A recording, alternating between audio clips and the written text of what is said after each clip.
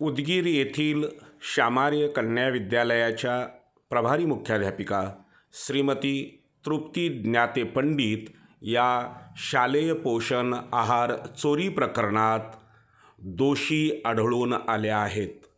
तसा अहवाल चौकशी समितीने जिल्हा परिषदेकडे दाखल केला आहे. हे प्रकरण मिटवण्यासाठी तृप्ती पंडित मॅडम यांनी आपले लातूर महानगरपालिकेतील उपायुक्त त्यांचे मेव्हणे